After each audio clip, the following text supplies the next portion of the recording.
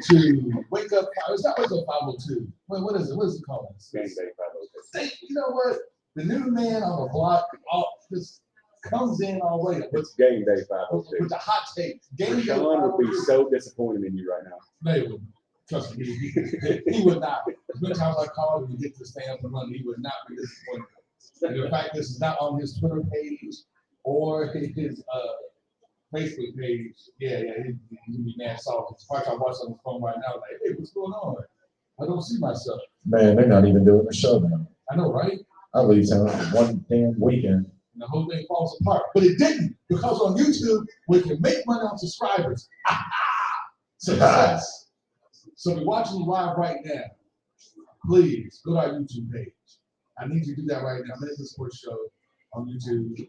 Watch us live. It's super live, coming to live and direct from 21 Germantowm, right here in the heart of the Shelby Park, Snugglesburg area neighborhood type of thing. That's where we are.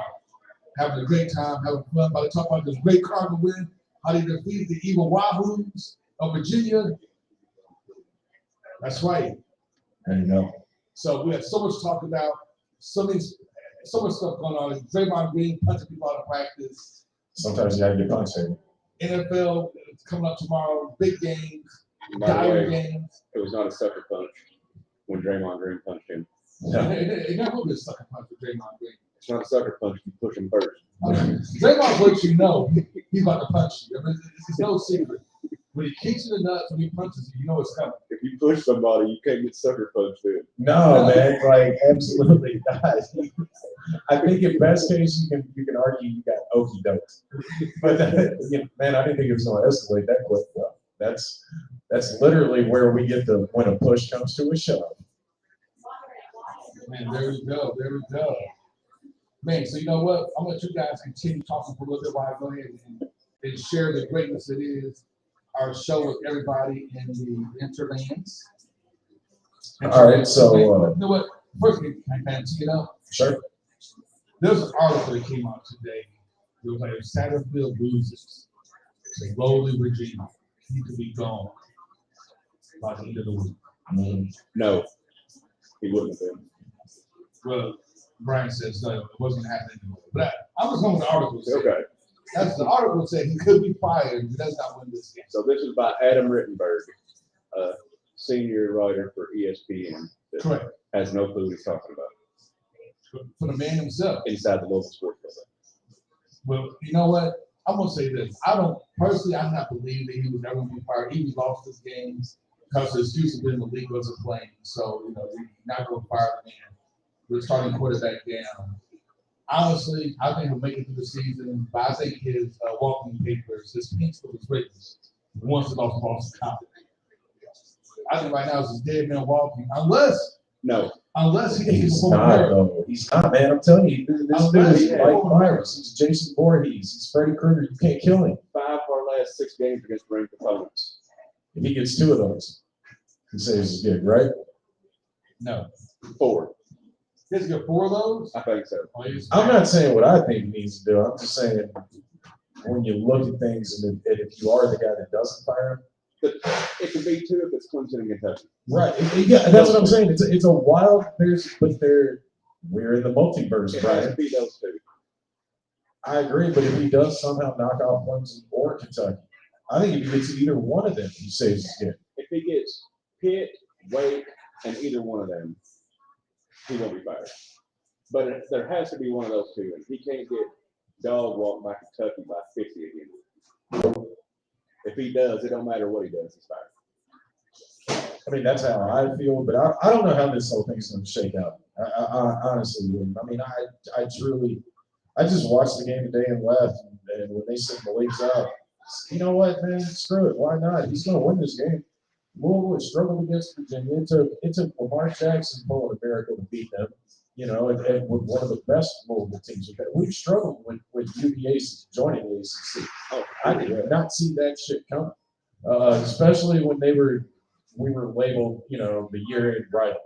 Like that's your in-conference rival that's determined by that. It's like, well, that's gonna suck for completely different reasons. It has,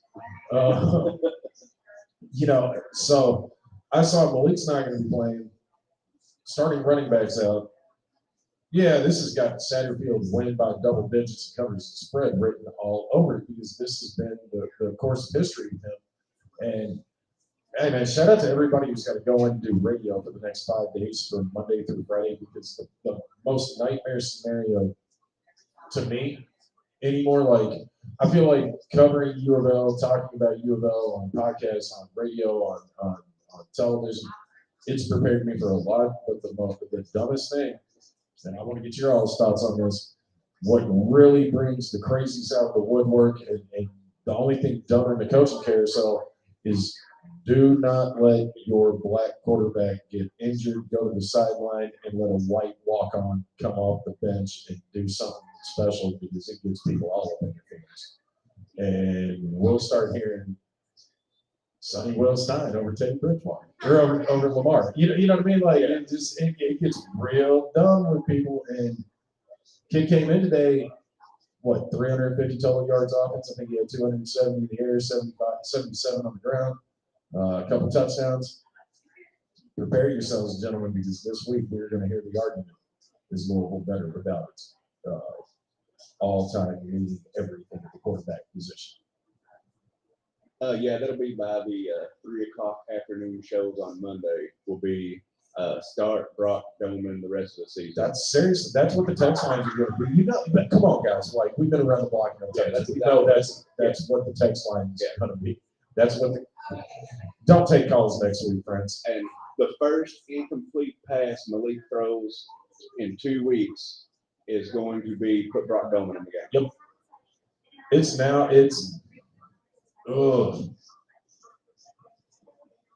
But I think there is an argument. I don't know, Hayden, if you remember this, and Brian. I kind of bought into the logic after Lamar left that people said, I don't think the offense will be better. You don't take the greatest college football player, arguably the greatest college football player. Yeah, thank you. You don't remove him from an offense and say, well, he got better. But you can say he got more balanced.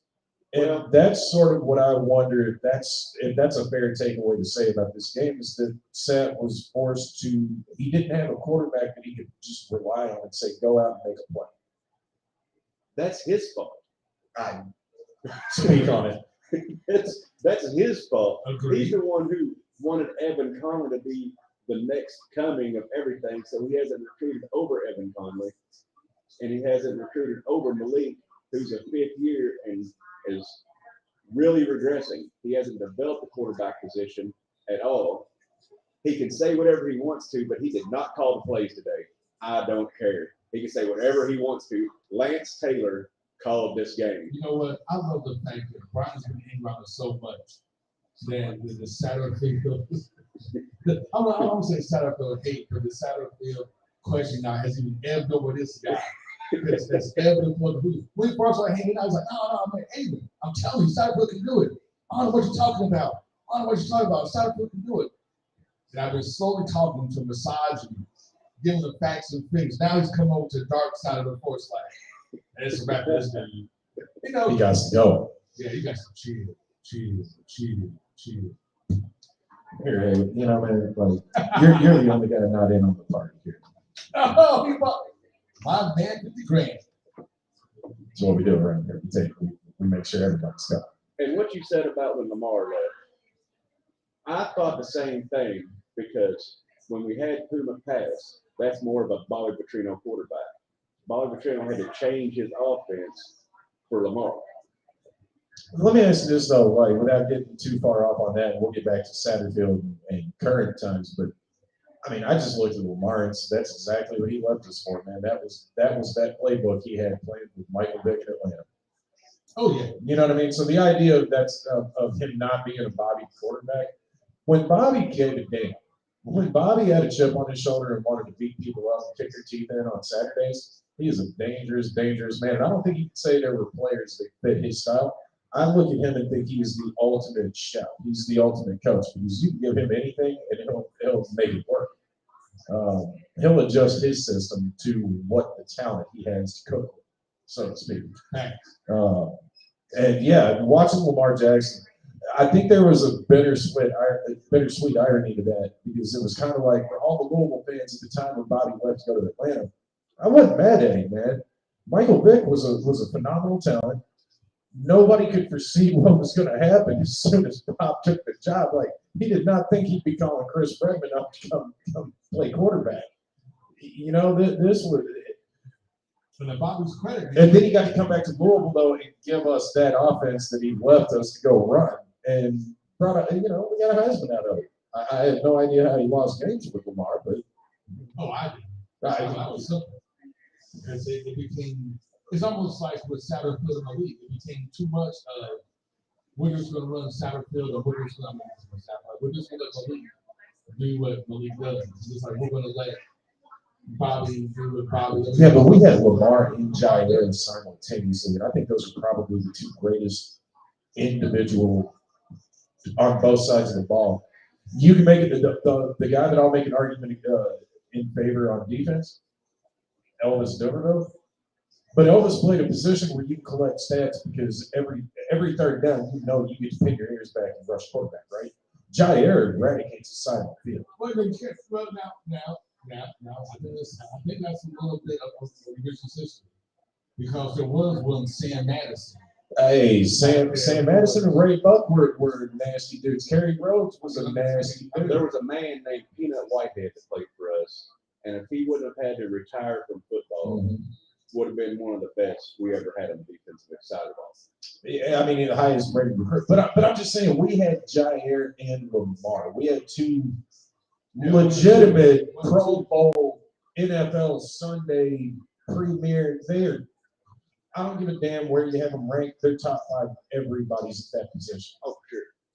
Oh, that Cardinal facts right there, buddy. But you know what, son? This is what we do, son.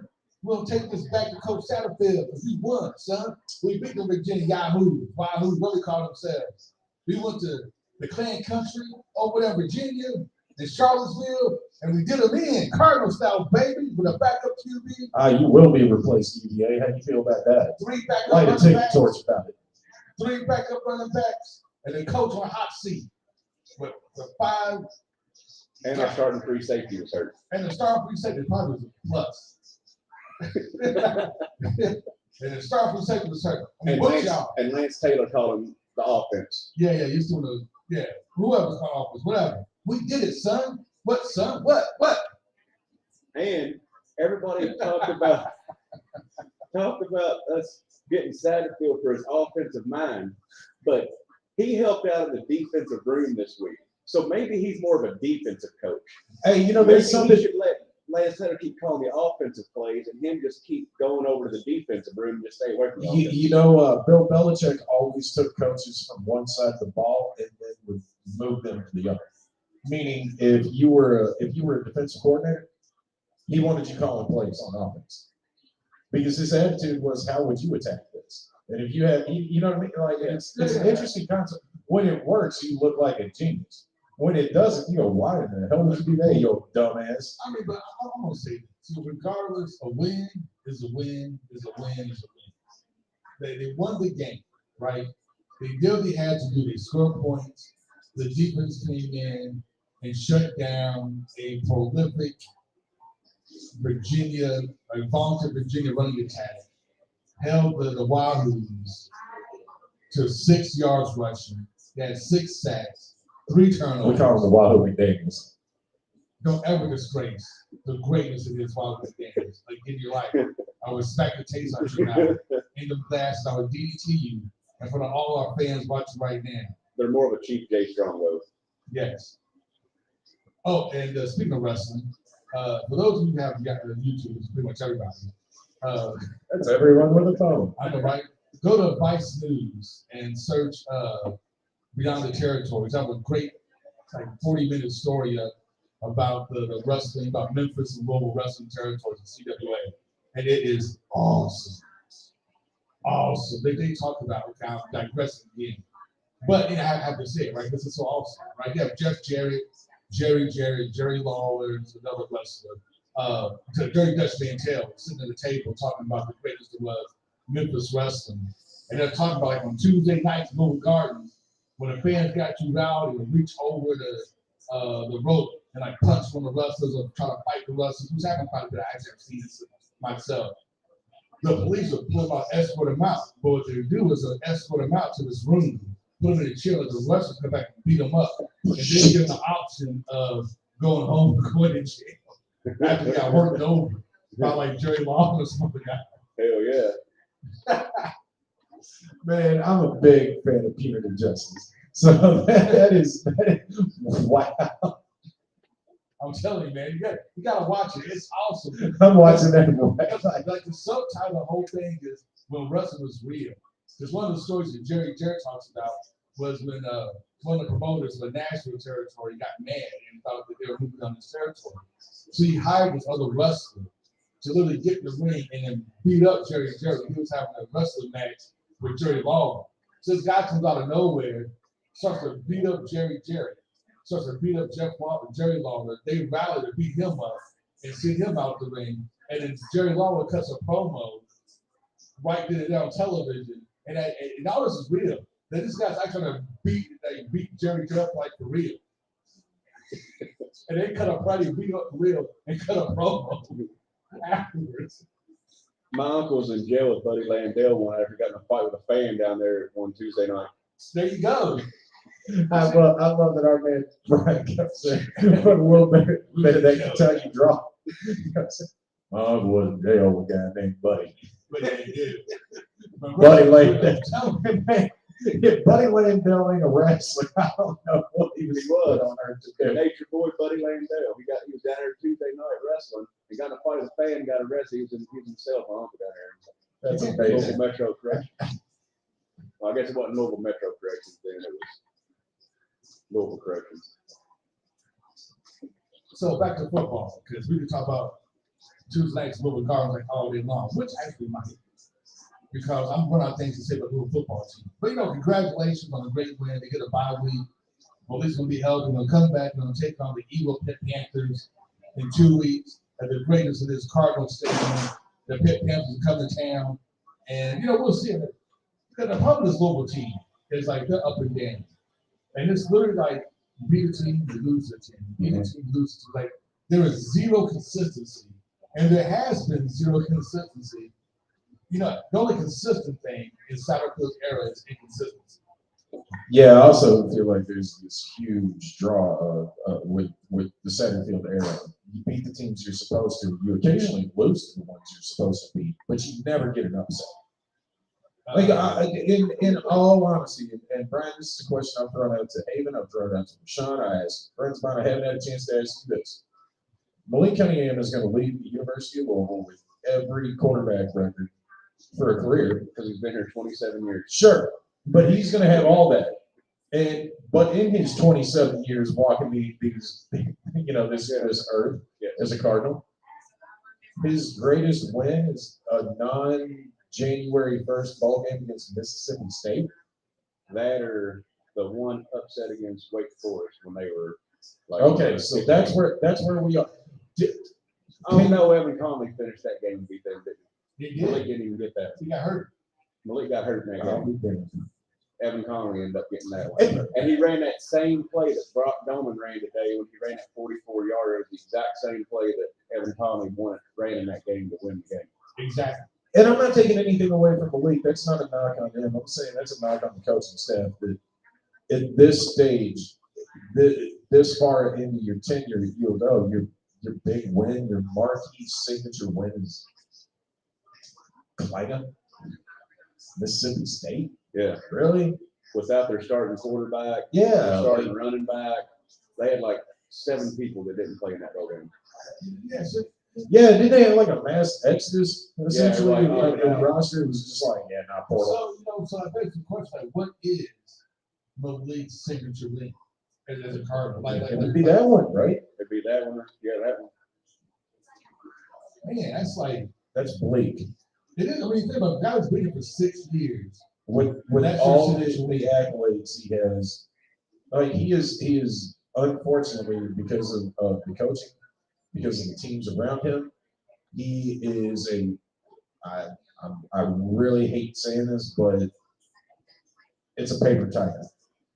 Because when you go back and you look at the numbers, people 20 years from now that didn't watch this team, didn't watch this tenure, don't know anything about it won't understand that his numbers aren't shit compared to the people amongst him, because you look at where those teams were and what they were playing for. Well, it's not only that, but he's thinking like twice as long as those guys are. Yeah, there's that, and also, man, you're 25. You should be dominating football for this week. Yeah, I mean he's just now passing up Lamar's records this year, and Lamar only played 3 years, and you know He's in his 6th year. Yeah. Man, this is crazy. This is crazy. But hey, you know what? Let's look ahead to like what do you think the rest of the season holds out.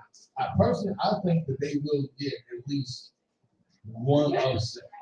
They're going to upset somebody. I'm not sure who that person is going to be. I'm not sure they're going to upset Clemson. I'm not sure they're going to upset Pitt. I'll be honest with you. If I was any of those teams on that stretch, and I want to know what you all think about this. If I were any of those teams, I'd actually. I mean, I want to say this. As a Louisville fan, I understand where you go. Yeah, no, you don't know our team. If I'm just a casual observer of ACC football and I don't pay attention to all the team, I look at Louisville on paper and go, man, that's the team that's terrifying to me if we're ranked, because they got nothing to lose other than screw the pooch. Like they could come drop a turd in our You guys bowl. are commenting the game? Yes, we are. Yes, ma'am.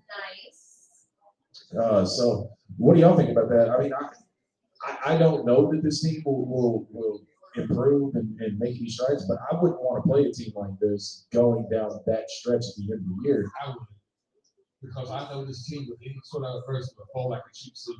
I honestly don't know. Are they young? Are they young? Georgia? Are they young? No, I actually talking about the early game with We're talking about Louisville. Oh, the Louisville game. Yeah, the Louisville and Oh no, Georgia's just an unstoppable juggernaut. Really? Yeah, no, don't bet against them. until they play man. I mean, until they play Alabama, then I'm gonna Shit, I'll take them. I'll take them. Man, when I would love to take them. when Matt Miller said last year, yes. when Matt Miller did that's ESPN's draft analyst, and they asked him about how talented Georgia's roster was. He said they got 36 players on their team that had a top 3 round grade. Only 23 of them are eligible to be drafted. So 13 of them are coming back. This is like Miami in the early 2000s when you say, oh, y'all lost Ed Reed. You're going to take a step back. Nope, beat Sean Taylor, my good bitch. Talk about the tight end position. Jeremy Shockey leaves. Hello, Kellen Winslow. I mean, the embarrassment of riches in the backfield that you had in the early 2000s. Frank Gore, Willis McGahee.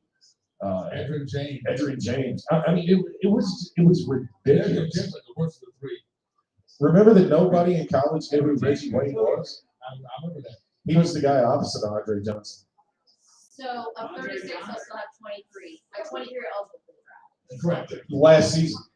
So they returned, and a couple of them didn't declare, so they returned back. I think now what he said, they got roughly 25-ish guys that have top 3 round grades out of a 7-round draft. And you figure there's only 22 positions of football. So if you've got 30 that are graded as top 90 picks, That's why Alabama can match and pick for pick. I don't think they can. I don't think they can right now. And plus they're the best coach in the history of college football. Fair. Alabama. Nick Saban is the greatest coach in the history of college football. Like, hands down, bar none. The only person who can even come close, Urban Myers.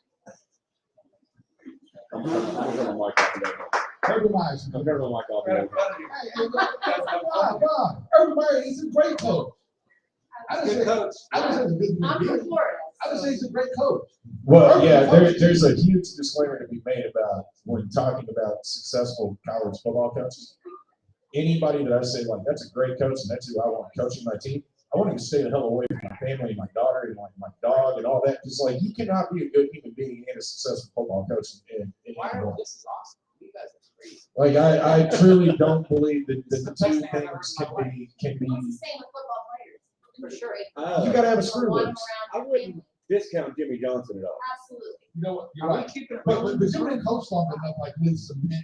That's also his his stats are great. Because Urban Meyer won the championship with two completely different teams. Look, man, let me tell you Two different parts of the country. the other thing about Urban Meyer. In the conference. Urban Meyer loved Tim Tebow, and we thought he was all fake and like fake ass. No, he loved Tim Tebow because he had 38 convicts on that guy. Yeah, Urban Meyer took convict football to a different level. He And had the longest yard Bro, in Gainesville. Aaron He had the longest yard in Hernandez Gainesville. had a fucking body count in college. But the thing is, look at this way, we took a purely straight Christian quarterback and melded him with Do you know a who murderer. Do you know who Tim Tebow's college roommate was? But they said, Hold up. Do you know who his roommate in college was during the Florida days? it was Aaron Hernandez, wasn't it? No, mister, I'll jump over this fence and fight all them bleeps. Riley Cooper. The racist. Oh, The yeah. bigot. So what I'm Makes saying is sense. like, when when he was the least problematic starter on your team, Urban's like, man, he only just says the N-bomb. These other guys are literally murdering people. He had gun trafficking charges. There were players like, man, those Florida teams were like a Rick Ross chorus. Like, they would outdid the Miami team with over. Oh, Well, because they just called the Miami teams convicts because they were from the hood. They called Florida convicts because they literally were convicts. Right, led by Christians and Tim Tebow. Think about that. The most greatest guy in college football leads a team with mass murder to championship. why? And that's You what I'm can't saying. get better than that. That's what I'm saying. That's leadership. Supposedly, still, That's I still think there's gonna be something come out on Tim Tebow. Eventually, one day, there's gonna be something come out on Tim Tebow. Look for him like Germantowm, like remember the thing back in the day? He hit bodies for Aaron Yo, Hernandez. man, so it's funny that you say this. This is a main event, Sports Live exclusive story for you. When camera phones first became like really the thing, and taking pictures of people in public was not taboo anymore and all that, I got this random picture from the Student Activity Center in Florida that my buddy went to, and it was a guy like this. And I said, man, what's that picture? He goes, bro, I shit you not. That's Tim Tebow blessing his double burrito. Tim would just go pray over a burrito. Then hold up shop in the sack. And played against Aaron Hernandez. And he went out and he won. Ray McDonald. His prayers didn't help too much Hold for on. Aaron Hernandez. Hold on, let me ask you a question. Yes. If Urban Meyer Personality. right now was like, I would have coached the University of Football. No. You would say no. No. Yes. Why would you say no? I would say yes. I would say do it. No. Do it. All the shit that we've been through, man, look, we know how bad it can get. We know the worst that can happen. Why not? Give me that That's a 4-year stretch. that's a guaranteed national championship. You know that's a guaranteed national championship. You know the You're at least 5 making the years college football playoff. we're winning national championship. You don't say no to that. Yes. Wow. No good reason. We have to clean up our act sometime. Wow. No, we don't. Just be who you are. Just look. Fine. Yes, I take Urban Meyer. I knew you would. I mean, I think that's why when you were hesitating, I'm like, you're trying to come up with a PC response. Well, we can't. You know, it's like Hugh Freeze. Yeah. Like, but the difference is, like, hey man, if we weren't U of L, I'd be screaming higher Hugh Freeze right damn now. U of L can't make that high. For Urban Meyer, you say, damn the torpedoes, man. We're doing it. We're rebuilding the Death Star. I mean, pretty much, you know, we hire Urban Meyer. If he stays 5 years, you at least guarantee a college football playoff. You know what's going to happen. But he has to not have a And nervous breakdown in his first year. Who cares? No. Okay, first of all, those numbers breakdowns. Also, he's a horrible human being, so if he dies of a heart attack, I don't care. I don't don't care. How many wins do you Look, get, we're Herb? Derby City. We drink.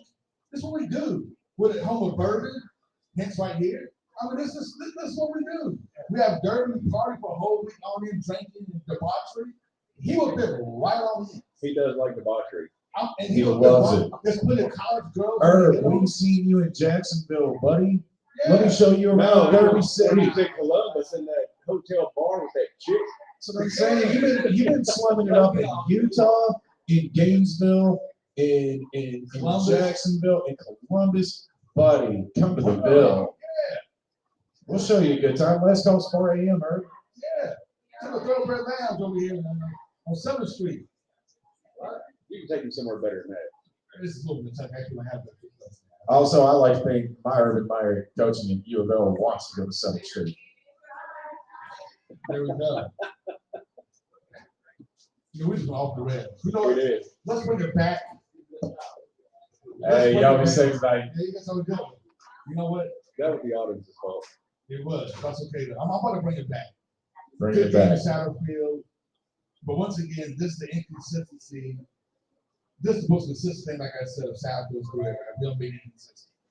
Like, I think the rest of this season, we beat Pitt, we beat James Madison, we lose every other game. does he keep his job if he does that?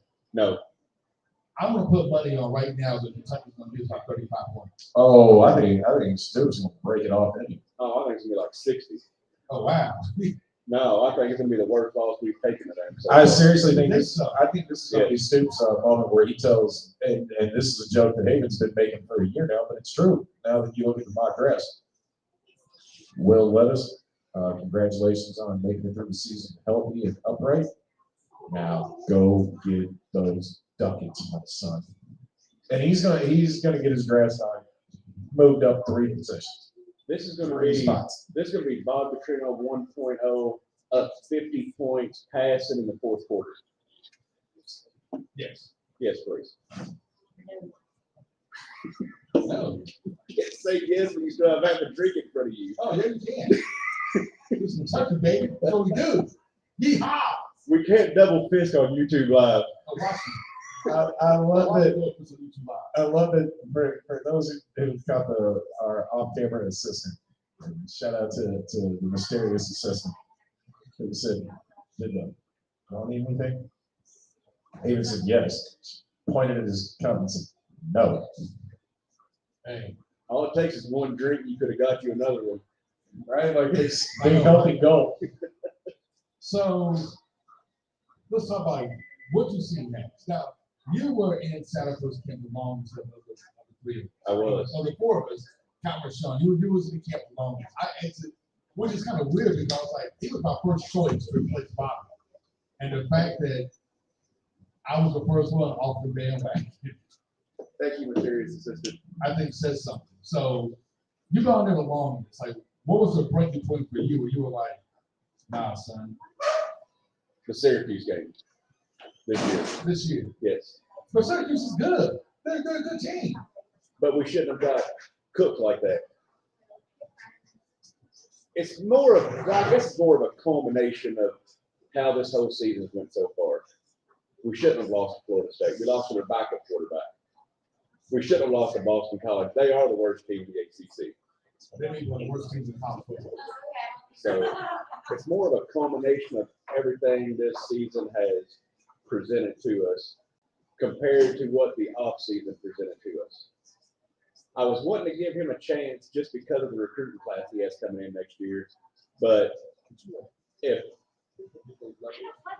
Pittsburgh and James Madison are the only other 2 wins we get, then you cannot keep him after this year. Wow. Okay. So for me, I'm gonna say the Rose team, the Pellets came off the Rose for me. The second year, I was like, after the first year, I thought things were going down. Then I kind of started to see the chinks of armor the second year. And I kind of saw that repetitive lose in the third quarter, lose in the fourth quarter, kind of lose in the second half. I know some recruiting classes were kind of suspect, and that's why I was kind of like, well, I'm not so sure anymore about these guys. In his third year, I was really like, yeah. To me, at that point, it was like all written. Like you could just see it was like, no, it was. You saw the pattern to me at that point was set in. A couple of things he said, especially when when he was talking about, well, we wanted them for like 3-star recruits. I'm like, yeah, no. No. Bobby 1.0 did. Yeah, in Conference USA. But Bobby, no, I'm not saying conference. I'm gonna say this. But Bobby also had to play with nobody. That Conference USA was better than this ACC. West Not- Virginia, South Florida, Rutgers with a No, that's dog the Big walk. That was Big East. Oh, That was Big East. Bobby 1.0, man. Like, we Right. have to be honest when we go back and we assess the thing that Louisville fans did not want to admit at the time, but it's absolutely the damn truth. And it's why we get our teeth kicked in bowl games by the number 4 or 5 ranked SEC opponent in the belt bowl. Because depth matters.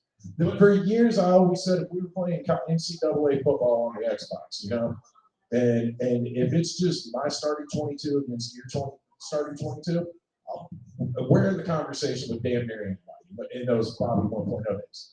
But if you took those Conference USA rosters and you really look at it, and yes, they were very talented. We had damn fine players, legends of U of L. But if you take that roster and you put it and you give it an SEC schedule, you give it the current ACC schedule, the war of attrition does add up. False. I will tell you right now, that 2014, last year with the conference. That's one example, though. That's 1 year. I'm saying 2016. The The one Orange 2016. Bowl. They Now, should have won the national championship. I would say this: the 2004, 5, and 6, 17. I think we're on rough shot right now with ACC. The I 2016. absolutely, I agree with that. The 2016 should have won the national championship All these if playoffs. William Gay wouldn't have went off sides, and Michael Bush should have won the Heisman if Wesley Woodyard wouldn't have broken his leg on purpose. Facts. I can see that. Well, I'm gonna say win national championship. They would have played If some Ohio butts State. were fists and blunts, we'd all have a happy butts. Facts. Double facts. We would have won the national championship if Wesley Woodyard wouldn't have broken Michael Bush's leg on purpose. See, I'm enough of a pessimist as a U of L fan. Ain't no damn way they would let us play. There's no. I understand every argument about why we would have jumped Ohio State, you know, and how we Florida and played Ohio State. yeah. Yeah. Sorry, but I don't believe that. Or worst case scenario, we would have smacked somebody's ass in the big bowl. That would happen. Absolutely, but instead, like again, and I mean, I guess I'll just be that guy. I'll be that guy. I'll be that guy, and I'll say it. Everybody talking about how like these teams would have run roughshod. Hey, man, the whole 16 went and put up a snooze fest in the Orange Bowl against Wake Forest. They did. And I don't want to. And before you say it, before y'all even do it, don't give me that they were disappointed and it was a bowl letdown bullshit, because we don't accept that when we go to the Sugar Bowl and smack Florida, right? No, you're right. You're right. We won though. That's all that matters. Most I was boring, there. and I was too. Did you really? I had fun with my friends because we were in Miami for New Year's Day, but I was like, is this just life as a Louisville football fan? Like, even if we get a New Year's Day bowl, we got to play Wake. No, you're right. You're right. You know what I mean? Like, it really did feel like You're right. That game should have been a blowout. it should be. If we come out and if we had just Bobby spanked them, called a conservative game. He did. He called a conservative game. He called it close to the best. hey man, shout out to. I'm actually not going to do shots fired. A local sports reporter who has decades in this industry. Fun fact about that game, gentlemen. So there I was, as I do. I made friends with Wake Forest fans. One of them's like, "Hey, what's this shit about Bobby Petrino going to Atlanta?" And I said, "What?" He goes, "Yeah, my brother-in-law is the beat writer for the Atlanta Falcons. This is a done deal. Like, they're just waiting for the game to be over, and then Bobby's going to announce that, or the Falcons are going to announce it's coming." We don't know anything about this. You know, like this is pre updates and notifications and Woj bombs and things of that nature, right? We got on an elevator with a local bozo, and I won't call them out. But me in my 20s said, "Hey, excuse me, you heard any news about Bobby Petrino going to the Atlanta Falcons?" And this guy called me a quote bleeping idiot. Who the F told you that, you effing moron? Do you not understand the contract he just signed? And I remember my buddy on the elevator saying, "Do you not understand how much money the owner of the Atlanta Falcons has for buyouts? Like, this is NFL, not college, you local bozo." And the guy cussed him out too. And then 3 days later, when we got back to Louisville, we were sitting at the Granville, and we see across the bottom line breaking news: Atlanta Falcons have hired Uh-oh, Bobby Petrino. they're here. I see 2 representatives of the Dynamite. You know what? Let's take one of these quick breaks here. We're gonna leave. Actually, I'm gonna keep the video going. You know, take a break. I know that's kind of cheesy. I do apologize, but We're gonna turn the mics off and walk away so we don't get caught saying anything. I don't care. Don't say anything. I don't care less about that. This is live with 20-person Breckenridge, baby. Here. 21st in Germantowm. Right there, Breckenridge. That's the street. 20-person Germantowm here on the corner of Shelby. That's not the money. At 1481 South Shelby Street. On the corner of Shelby Burnett. Come join us. Have fun. Have drinks. Have food. 5 minutes from the football stadium, y'all. It's a great place to come and hang out while you're already downtown after the game. Rashawn, you don't get to take a vacation anymore. We'll be back. Hello, we just finished tryouts, I guys. know. How the trials go. Oh my God, we had 40 girls. Really? We're shocked. Shocked. Wow. We had like 15 calls and they couldn't make it today, so. They'll go try out? So I don't think we're gonna do any more official tryouts, but we'll just do like OTA so people can come out, because we're actually gonna be playing Canada next month. Canada's gonna come here and play us. So we're practicing the, their preseason, post scrimmage. I got. Are you gonna play this year? And me? Yeah. Yeah, probably. The last time we talked, you said you may try to hang it up. I know, I've been trying to hang it up for about 5 years. No, really what it is, I think, is finding somebody who can get the job done. You know what I'm saying? Yeah.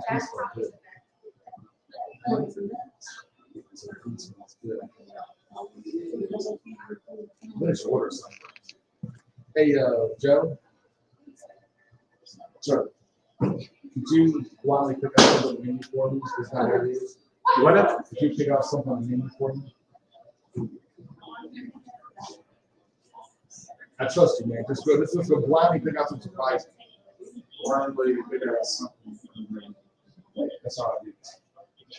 Is that how you eat that? That's all I do. That's all I do, man. So.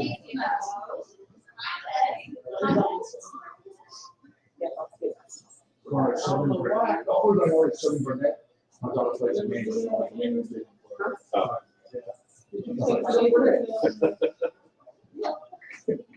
I still know where you got Breckenridge from. I don't know the breakfast. I thought I announced my breakfast speed, but looking for some breakfast speed. Oh, so this one is. This is. T. How you go? How are you? Good. Brian. She's been with the Dynamite since 3069. 39. Kentucky's only one established football team. Forever. So I started the team. It's my team. Oh, really? Yeah, we started in 2012. So it used to be the Kentucky Karma. And when they got ready to go away, we wanted football here still. So I started the Dynamite. Like UFL and started to market a little bit. Our previous coach, Baby Blue. Oh, no, Baby Blue and Purple. Oh, no. This is the person who was afraid. Yeah, but they had to like. Yeah, why did everybody else put their So last year, we played, last couple of years, we always had because you have to play in the stadium. So our rule, our league is the biggest rule in our league in the US. There's 64 teams from Boston, California. So we were playing at home cross because we can only play at JCTS will not allow any of those games, even though we're a home team. I know they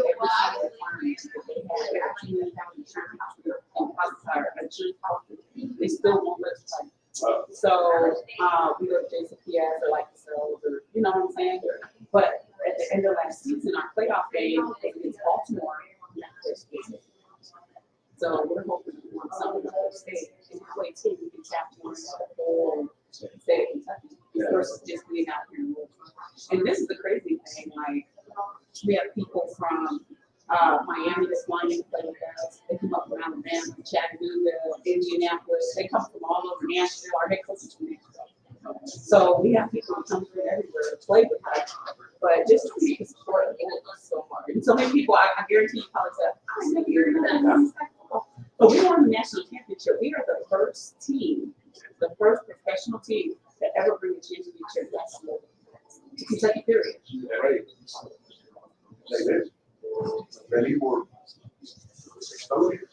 Next Saturday, it's gonna be. We can try. Wait, what's next Saturday? Is that your bell? Is next Saturday your bell? No. Oh, okay. So this is us. If you guys have seen, we're in the flag, this is Arizona. This is the championship game from to last year, well, the first year we were Division 3. We made it to the championship, so we're playing the NFL Hall of Fame again. So yeah, I can make it because we have practice. So maybe we can say, well, this is what we'll say. Are y'all gonna be here? So we'll have some good Lord say. We'll practice later. Not only got food and all kind of stuff. You can do some karaoke? Yeah. We turn up the tour. Yeah, I'm the center. That's my running. I'm hurt today. She just had last year played Columbus and they chopped her and they shattered her sugar and her. So she had reconstructive surgery on her leg, so she's trying to get back now. So this is our run, one of our runs. Last year, this year. She's a middle linebacker, or she's a linebacker too.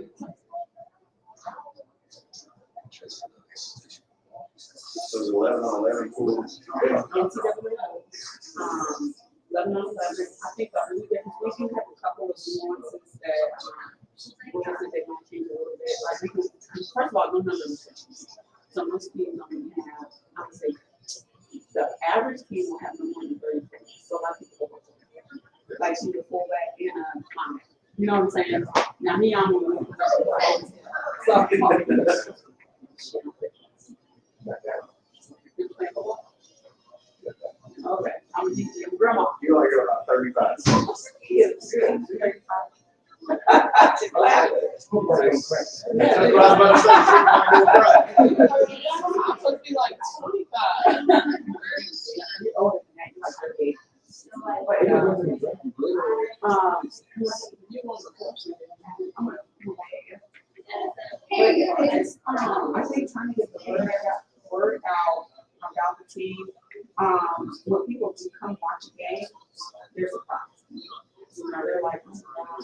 And then you got players who always want to. So, you know, like we have one girl right now, she's doing our mission support. We have, so we go forth to each other in the short.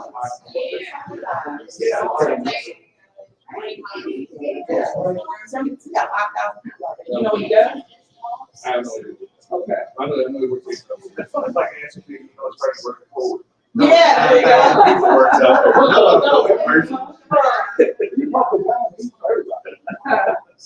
So yeah, and then you have I mean, what is LP officers? What do y'all see? Our first thing. So we go from April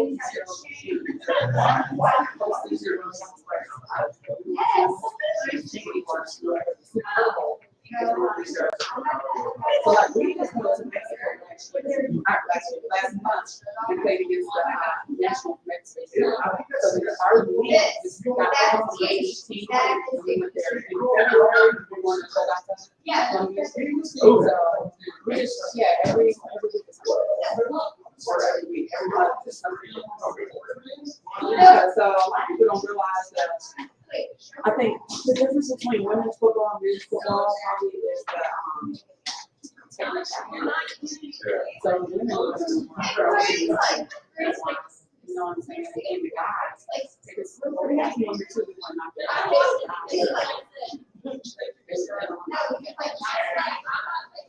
So that's the first time you heard of it. So the name state would say, Tennessee. Tennessee, we have Nashville, the Tennessee Trojans, we have East Tennessee Dolphins, the Johnson City, Tri-City, the Thunder, and we have Knoxville Lightning. They got a lot of teams. How many pieces? And then Dave's like, Are y'all on, so I'm saying, just one. yeah, with our shirt off. And he's like, yellow faces. They used to have like, Illinois has Alabama, or Alabama has to. Yeah, but they have one now. Fire. And now? No, it's Jordan. Well, he had Jordan. No, they had one in our league. One in our league. One in our league. One in our league. Yeah, it ain't no other person like that one team. Most states have a lot of teams. Especially Texas. Oh my God, they have a lot of teams. So like, okay, so. It's like, you know,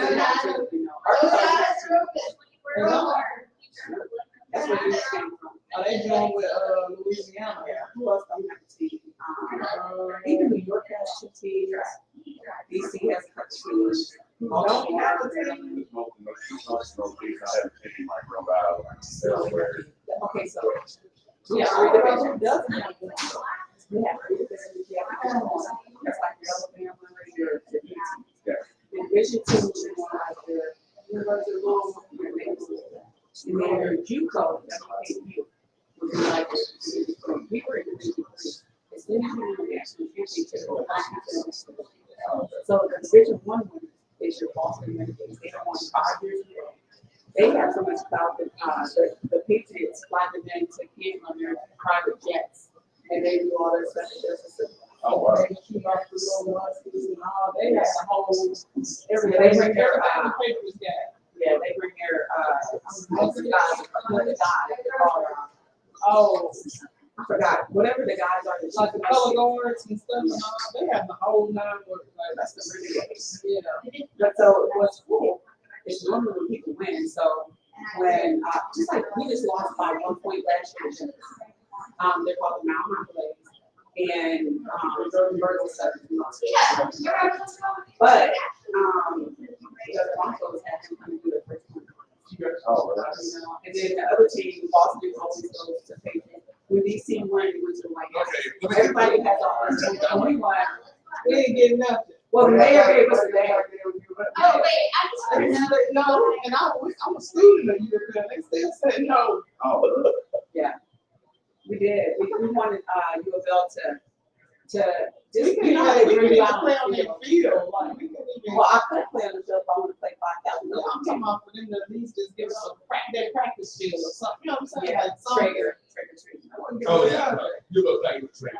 Yeah. They're not gonna give us But no. nothing. No, they They're won't. not giving you nothing. Well, maybe now that Josh Hurd is there, maybe they may be a little more amenable.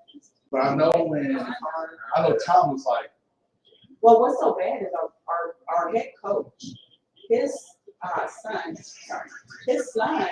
was the golf, he's the golf instructor at UW. who was it? No, who was our head coach? His name was Roy McMillan. Okay, so Isaiah was the head coach, or was the golf coach for Roy is the only apparently Roy is also coach of the championship at football. As well. Oh, really? Yeah. yeah. So Roy retired from us. So we hired him head coach this year, just last week. Okay. But Roy took us to 2 national championships. I was the coach, Chelsea coach 85. Yes. Yeah. yeah, the little fire came out of the disaster. This last time it was. The first time they were good, like when they first started, but I don't know what happened. So you guys gonna come on? Yeah, right. The coach will put you on the spot here. Oh. I know Joe stepped back. Yeah, we'll step back. I also know the social AD. I mean, all we wanted to do was them to announce. So this is what we actually wanted. You guys know how they do all these different things during half times and all that. Let us do a 10-minute scrimmage against another female team. Yeah. Wait, are you talking about You need to talk to U of L. Or you talking about wanting to do that at halftime? Oh, that's why right here. My friend over here works for U of L's athletic department, so Oh. we're all connected. Okay, that'd be awesome, just something like that. I Because think that's you know, brilliant.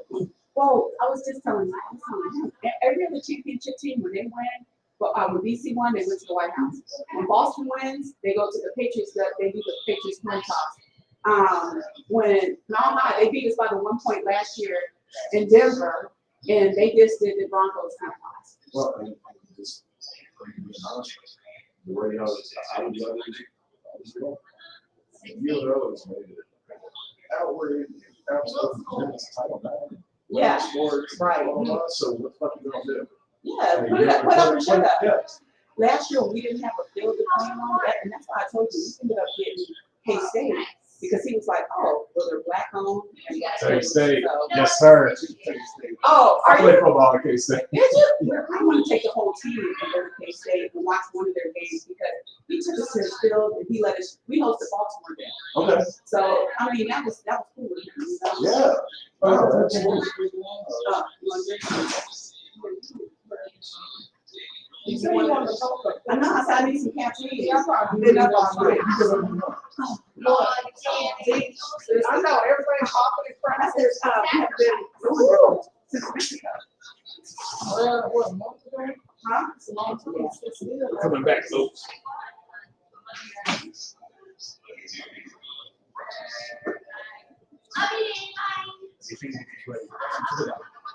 What?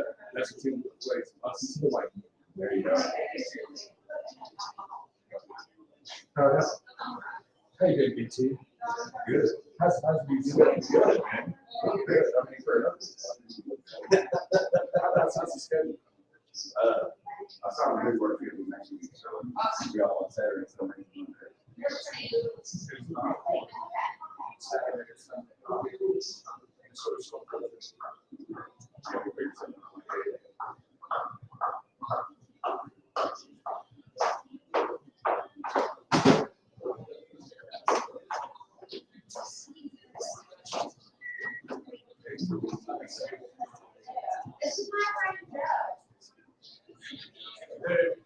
The bowling green is.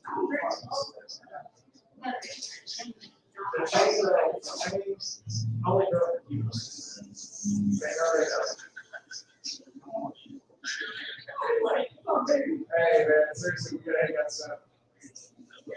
All right, man.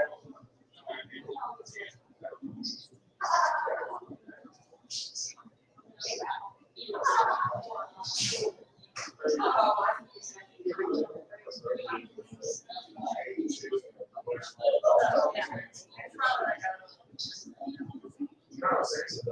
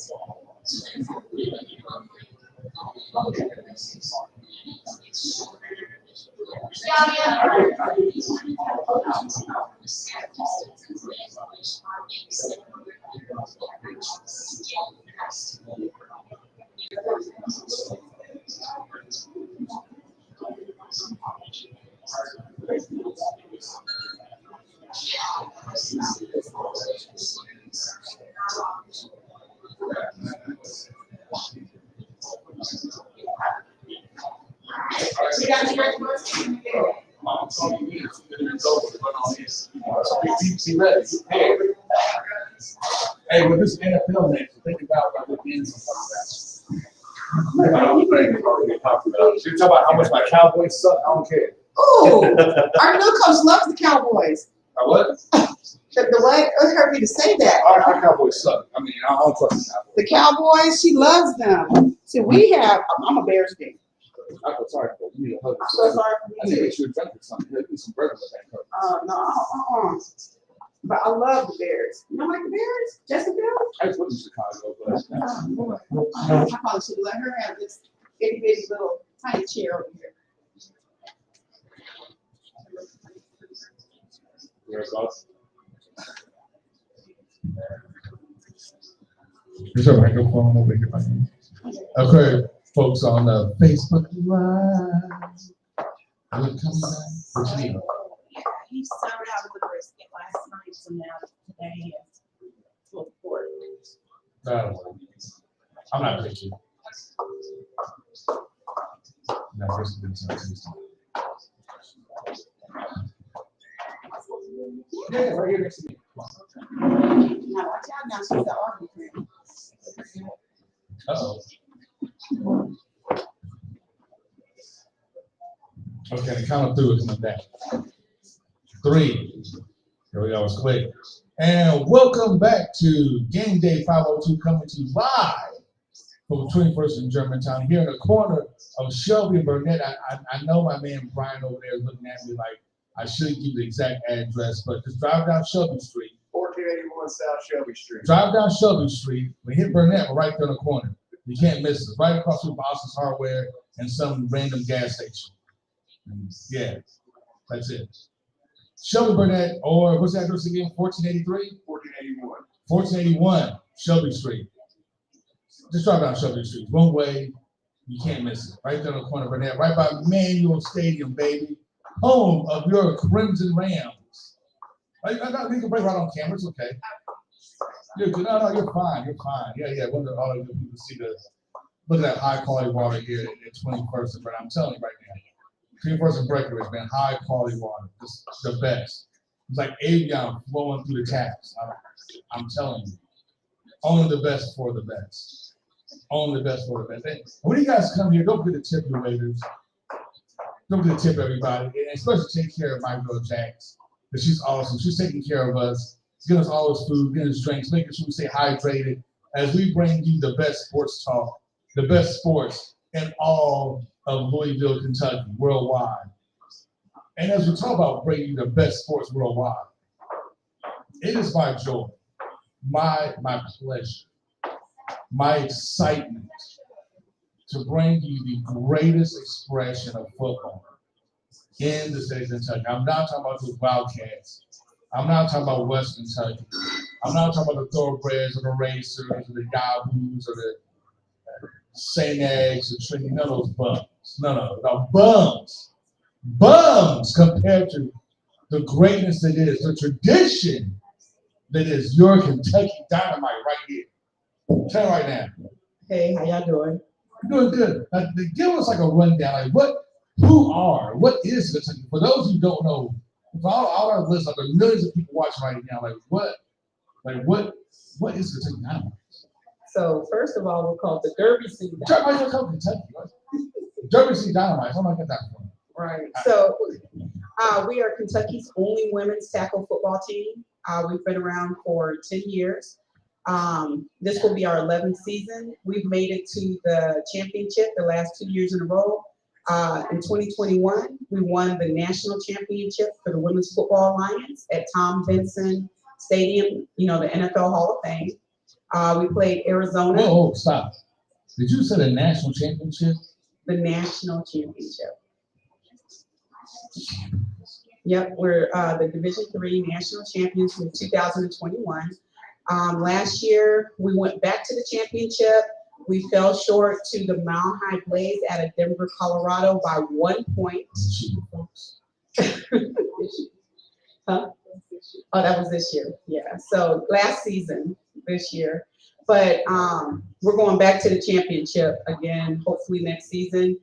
Today we had one of our tryouts, and I think we had about 37, 38 women out there, which is amazing. We had another 15 that let us know that they were playing, but they were unable to make tryouts today.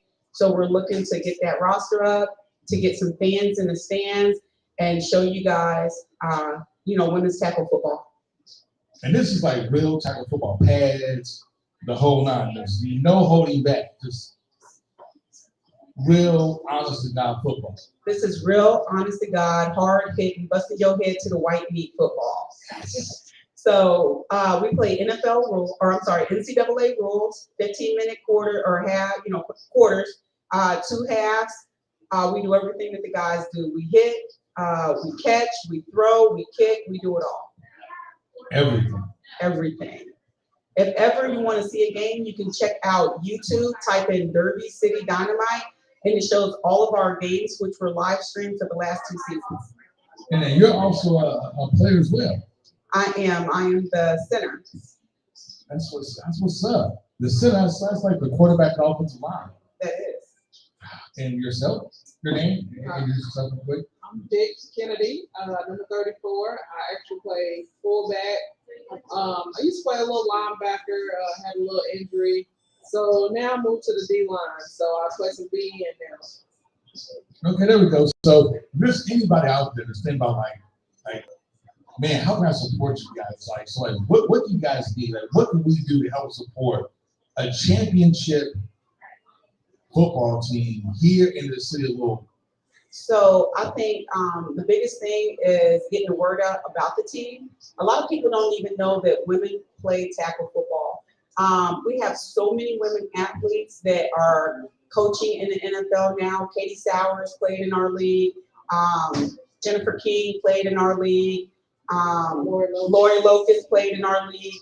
A lot of these, Callie Bronson, a lot of these females started off playing women's tackle football, and now they've progressed to coaching in the NFL. But what we need is for Kentucky, for Louisville to show up and show out. Like, I want them to see how great the athletes are that come from this city. If the place we go has a roster of 40, 50, 60 girls, and when we show up, they're like, oh, here comes that little team from Kentucky. But when we come, I'm telling you, we're busting heads to the white people. There we go. I love that phrase. I've been using that ever since we had that show. First we had you guys on. It was in Wicks Beach, Bardstown Road. You said busting the white people. I've been literally saying that phrase like every year since. Man, we had a segment for a long time called busting the white people. Did you? Yes, we did. I'm telling you. T-shirt, baby. Yeah, We should. Because now our saying, what all of our girls say, we chant on the sidelines, all gas and no brakes. All gas, no brakes. Satterfield, if you're watching Satterfield, see, this is the type of attitude you need to have when you're going to play football. You're going to coach football in the city of Louisville. This is the attitude you need right here. All gas, no brakes. Busting to the white meat. This warms the cockles my Negro heart. I'm telling you, I'm just loving it. I'm just loving it to death. So like, we literally have been, I'm talking about a lot, like we haven't been following you guys as close as we should have. Now that's on us. I know we have you on like every now and then, like we'll bump into each other and have you guys on the show. We need to make you guys an essential part of the show because we need to shine a spotlight on everything that you guys do. Because it is awesome. You guys have a website. We do. Our website is www.derbycitydynamite.com. We have a Facebook page, Derby City Dynamite Women's Tackle Football. We have Instagram, Derby City Dynamite. TikTok, Derby City Dynamite. We have every social media, Twitter, Derby City Dynamite. We just want the state, we want the city of Louisville to know that there is a women's team. I think that they would be pleasantly surprised if they came out to see it's not no Rudy Poo, It's real football. Yeah, it is. It's not backyard. We run plays. We do everything that the guys do, and sometimes better. I mean, you champions. That's just why you champions. They got the belt. The ring. I'm wrestling. I'm thinking about the championship. It's really kind of dope when they give you guys like championship belts. Oh yeah, that'd be awesome. That would be awesome. Anyway, I digress. I'm sorry about that. Going off. I digress. So when does the season start? So our actual first game is in April. But if you want to get a sneak peek, so we have invited the national Canadian team. They're going to come down to play us next month on November the 12th. We'll be playing at World Athletic Complex. But if you check out our Facebook or our website, you can get more information. But it's just really to get the rookies acclimated, for them to come out and see what a real game of football is like. We don't want them stepping out in the field the first time they get hit in the mouth. So this is what we're going to do. I'll make this promise to you right now, live on air. When you guys play the Canadian team, 3 weeks before you play that game, I want you on every week for 3 straight weeks. We're going to pump that game to get as many people out there as possible. That'd be awesome. And we're going to text me all the information, any flyers you guys have made. Oh, yeah. I'm on the website and all our social media. We'll make sure you pack the house. You guys see the beat. I'm telling you, I've seen these girls with my own eyes. I'm telling you, this is probably some of the best football you will ever see. Yeah, it's about want to. So I think the difference with the guys and the gals that play is women play about technicality. The coaches are teaching them. A lot of women, we didn't grow up playing football. At the little league age and stuff like that. Now we're seeing it more and more. I hope that eventually we get all girl leagues so that we have feeders. They're just now putting flag football into the Olympics. So that's huge. If we can go ahead and start these girls off young, and they have girls leagues, and they go into middle school and high school with girls teams, and they already have some across the country. I know Utah has a girls league. Georgia has a girls league. And the Louisville used to, one of my players used to run the flag football league here. This is tackle. Tackle. But with girls. I didn't even like flag football used to be like really big. Oh, yeah. That kind of went away. Yeah, I think they just started the flag league back, and what is it called? River City Ladies, or Ladies of River City. I think they just started back, and they're playing at what is it, Thurman Park? Robert Thurman, or yeah, right there on River Road. Yeah, so they play out there on I think that's where it's at. They play out there on Sundays. But we go out there every week, and we're trying to recruit those athletes as well. For any female that has ever wondered if they could play football, they're out there with the guys, they're trying to play catch, they're throwing, they're doing all this. We have a place for you. And don't let age hold you back. I'm not. Don't let age hold you back. If you're like under 100. late 40s, maybe you're the mid 50s, you still think your knees got a little knowledge on you. Come on out. You never know. You just never know. So let me ask you a question. So what got you involved in playing tackle football? So I actually started out young. At the age of 7, I played for Pop Warner. I played in middle school and high school. from Decatur, Alabama. So I played football all my life, and then I played in the WFA for the Huntsville Tigers, and then I asked them, I was like, hey, I don't win a championship, so can I come to Louisville and play? She was like, yeah, I don't believe you're gonna come. So yeah, I packed everything up. I moved to Louisville, and yes, we did win the championship. So it took me long enough, but we got it. Oh, Decatur, Alabama.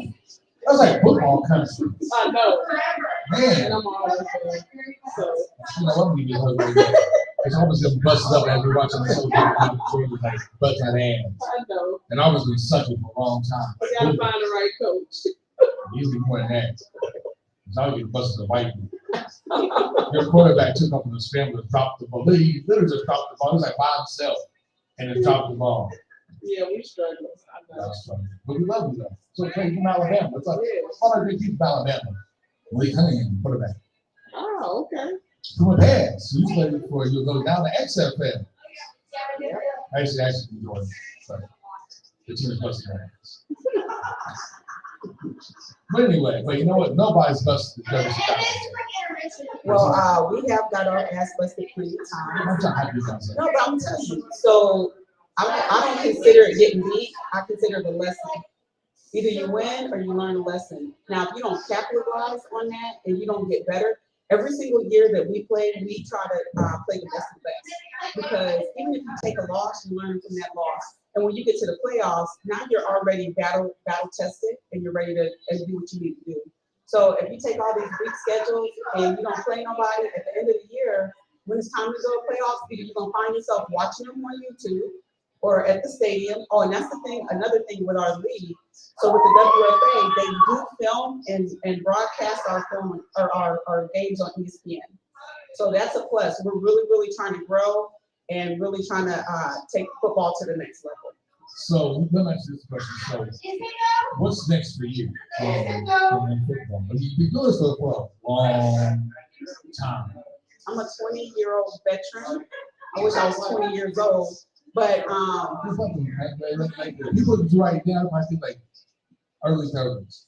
I wish I was early. I'm a grandma, okay, but for me, I think every single tryout, every single event that we have, we're picking up girls that are younger and younger. They're faster, they're stronger.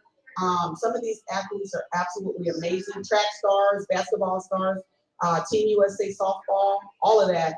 So for me, honestly, I think more into a coaching role or just I own the team, so more into ownership. Just making sure that I'm able to provide the opportunity for us to keep this amazing sport going in Kentucky. Okay. So your playing career is falling old. You finally reach retirement age, whatever that may be, or you need to retire first, whichever comes first. Yeah. Are you content to just being an owner, or you think maybe the owner coach? So I don't know. I enjoy coaching. I enjoy because I've been on the O-line my whole career. I enjoy seeing the girls actually learn the things and excelling. That's huge for me. And to see offensive linemen being able to get down the field, get the second level, actually understanding the blocking processes, why we do the things we do, that's huge for me. So I can see myself coaching and owning. I look at so I'll put this disclaimer out there. I'm a Chicago Bears fan. All right, I love Chicago. I'm a Dallas Cowboys fan. Oh, we better. I mean, the Cowboys were good the regular season. Right. And I'm the first Cowboys fans to admit that. We don't talk about how great the Cowboys are in the regular season. Until these fools in the playoff game, I'm like, whatever. So we kind of model our team off of the Green Bay Packers, and that's why I put the disclaimer out there that I'm a Bears fan. The Packers, every single person on that team owns stock in their team, and we do that the same thing with our girls. We have a board where we make decisions. I sit on the board as the president, but I'm a non-voting member. So when the girls want to put something forth, they go ahead and put it up to the board makes a vote, and we do what's in the best interest of the team, and the team is voting on it. So they take a more vested interest into being part of the organization. That's dope. That's like anti-NFL. That's like they take out in their head. They're like, on the team, and you guys can kick rocks. Yeah, well, we don't have that NFL money, so we need every Not player. yet, not yet. One day, One day, I mean, one day, and you'll be there. You'll be like, like with Jerry Jones. yeah, be Jerry Jones of Louisville. They just that's my shit. Right here, just against the white people, all the attention. I'm telling you, WC Dynamite. Go to WCDynamite.com. Right? Yes. You can also go to wakeup502.com or maineventsportshow.com. And then we'll have the schedules. I will post highlights of the games. Oh, yeah, If they're on YouTube. If they're live streamed, I put a live stream to the games to go to our website. The links you can watch the games as well. But we want you to go out to the games, have fun, enjoy yourself, and watch these ladies. I'm telling you, the football is awesome. Trust me on this. I've been to several games. It's awesome. And come November, we're going to be there. It's going to be loud. We're going to pack the stadium. We're going to beat the alligators and send them back to Canada for free health care. So we can keep our crappy ass health care here. There you go, passport. All right? Send them back where they came from. To the free health care. That lovely ass in my favorite city. That's neither here nor there. They're coming out to W6. I bust the white because that's what we do. And where's the game going to be at? It's going to be at World Athletic Complex in Charlestown, Indiana. So right across the bridge. It's a beautiful turf stadium. I would say just bundle up. I think we're having the 7 p.m. kickoff. Make sure to check the website. It'll be a little chilly. A little chilly. It's football. It's football. We don't care about chilly. We don't care about cold or rain or snow. It's football. We play regardless. So I watched the Auburn game and watched Georgia's miss what should have been an easy touchdown on Auburn's weekend defense. Oh, are they got a weak defense, but We ain't busting heads to the white meat, but you know. No, you ain't supposed to see it. That dude was barely trying to keep up. That white boy was left him, like whatever. It's sad. Sad day in Black history. hey, also, if anybody is looking to get a good tax write-off, we are a 501c C3 organization. We do a lot of fundraising to be able to support the players on the team, for the travel, the uniforms, the fields, the referees. We have a doctor on staff, but we do take sponsorships. You guys can email us at info@derbycitydynamite.com. There's links on our website. You can also reach us on Facebook, inbox us at the Derby City Dynamite Women's Tackle Football Team. Thank you. But we're always looking for sponsors, and we're just again looking for players. We're even hiring some coaches. You want to coach? No. I'm a track guy, so football's my favorite sport. I love football, but I'm a track guy by it. I'm a runner. Yeah. Now, look, you guys want to run fast? I got you. Now, you guys want to run plays? Yeah, that's Okay. Yeah, I want you guys to win and not like lose horribly. So, no, I'm not gonna try to lie black. Okay. So yeah, that's a little bit about us. If you guys know anybody who may be interested in playing, let me know about the team. Another thing I always say, it's a legal way of hitting somebody without going to jail. And I will say this, so once again, go to our website, maineventsportshow.com or wakeup502.com. We'll have all the information up there. And if they hold fundraise throughout the year, we'll have that up there. And I'll make this promise to you right now. So you're hoping to it, right? You got my number, so you can call me and press your hell if I don't do it. We're gonna hold a fundraiser for you here for our show at 21st in Germantowm, here in the corner of Shelby and Burnett. We're gonna hold a fundraiser for you guys. We'll work on a date and time. Everybody come out here with like a big box up here, people dump in checks and cash. We'll make it a big thing. That'd be amazing. We can do it like a meet and greet. Yes. And we'll try to get one of our older players who used to play with us. She's a comedian, probably one of the funniest people you'll ever hear. We'll see if we can get it. No, her name is Thorn Ortiz, and she's out of Atlanta, Georgia. on Instagram. Her name is The Black Ellen.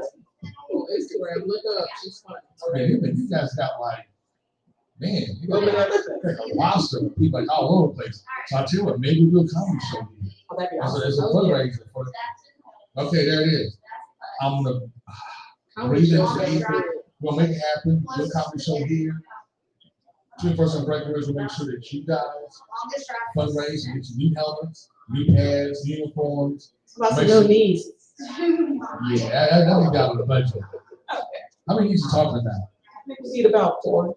maybe Okay, 6. well, I tell you what, how about we work on some of those Steve Austin knee braces? There you go. Those big offensive lineman knee braces. I think that we could do that. Actually, I know some orthopedic surgeons. Actually, maybe they get some of those donated. For real. That would be awesome. Yeah, get some new braces donated. Yeah. So we gotta take care of it. We'll take care of you guys. We'll make sure that you have everything you need. You're travel free. 'Cause I remember as a shorty, being in high school, running for West Side Track Club. Had to shake the buckets out there on 4th and Chestnut and on 20th and Broadway, stay in the middle of the street begging for change so we can run in the national meets. And stuff. So I know the struggle. I know the struggle. I don't want you guys to struggle because you guys are successful. You're a winning organization. Everybody needs to know about you. Everybody needs to know about what you guys do, how you guys do it. You have a winning tradition. You've always been winners. You've always been champions. And we need to make that happen. We need to have a parade someplace, shut down Broadway. Okay, they probably won't shut down Broadway. Maybe shut down the sign for Cedar. Oh, Derby style. Yeah, maybe do Cedar Street. I don't know if I care to shut down Cedar Street for a parade. Only to argue too much with Madison Cedar. We'll be good. And make that happen. My man, Brian Strickland here, who is this guy right here is he does a podcast, the Best Damn Wrestling Show. Oh, you got some female wrestlers? The Off the Walls podcast. Yes, he does a whole podcast with Jeff Walls with women's basketball. So we have connections to make it happen. The lady just left here is going to help you guys out as well. So yeah, so we have a plethora of resources. We're going to call together. We will make this happen. That's amazing. Because we're going to get t-shirts that's busting to white meats. That's right. All gas, no brakes while we busting All to the guys, white. you know what? This is something else I'm going to do for you. I'm going to announce this right now. Right now. Something else I'm going to do. My sister's got design. I'm going to see if she can design a shirt. All gas, no brakes. I'll put it on our website. And 100% of the proceeds go straight to you guys. Oh, that's awesome. We're gonna buy it. We make my whole team buying. I know, and I'm 100% proceeds go straight to you guys because I'm all about support. I need to support you guys. I've been talking smack for a long time, so it's time for me to finally put my money where my mouth is. Besides the meal, and I'm glad that you came because I was like, man, 14 inches so long. I wish it for all 37. I know, right? Oh, they No, would I have can afford that. I don't Well, mind you got salary. time to give them a drink and then give them water. That's what they do on the cruise ships. That's cool. All the free water, well, they say all the drinks you can drink, but they didn't say what the drink is. Yeah, that's cool. I'm not gonna do that because you almost say drinks. I'm just $1 beer or something. You know, so you guys don't like taxes on it. Oh, yeah. But I'm gonna do what I can. Though. No, So, we appreciate the support. It's been a long journey. 10 years is a long time, 11 years is a long time. And honestly, just now that people are starting to figure out who we are and stuff, sometimes we'll go someplace and they'll be like, oh my God, don't you guys play on that women's tackle football team? And it's just that right there within itself is amazing. So our next segment, I was gonna bring in Brian and Joe and talk to them, but I got 2 professional football players next to me. So let's just talk about that. You guys prepared to talk about NFL? Yeah, you okay with talking about NFL football? Hey, we got this. I mean, what is it first? College NFL? You have a I'm a preference? SEC college, yes, all day. Okay. I mean, Okay, if so- I had to pick a team in NFL, I used to roll with my Steelers, Pittsburgh Steelers. Hey, Omar Epps is one of the best coaches out there.